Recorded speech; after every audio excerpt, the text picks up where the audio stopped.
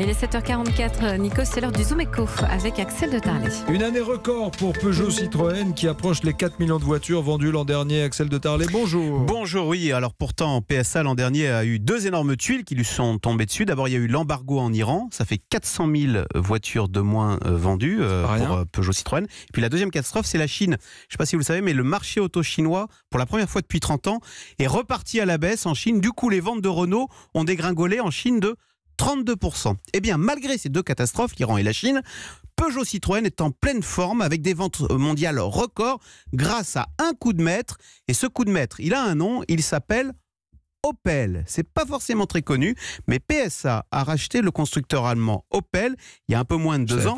Il l'a racheté pour une bouchée de pain parce que Opel était une marque maudite, un moribond déficitaire depuis l'an 2000. Et c'est un véritable tour de magie, un miracle qui s'est opéré.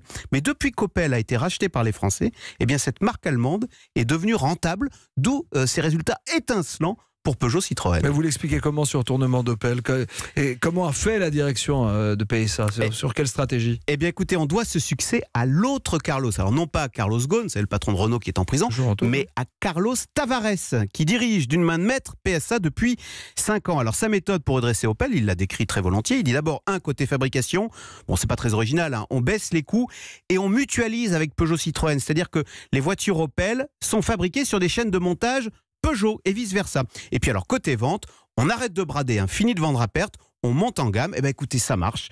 Opel gagne de l'argent après 20 ans de perte. Chapeau bas, parce qu'autant dire que quand les Français de Peugeot Citroën sont arrivés en Allemagne dans leur petit costume pour expliquer aux Allemands comment il fallait faire pour construire des voitures, on les a pris de haut.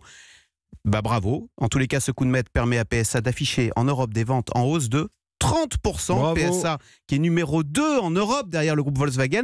Chapeau parce que l'Europe c'est le marché le plus compétitif, le plus dur au monde. Preuve que PSA est parfaitement armé pour la suite avec les deux nouveaux défis, la voiture autonome et la voiture électrique.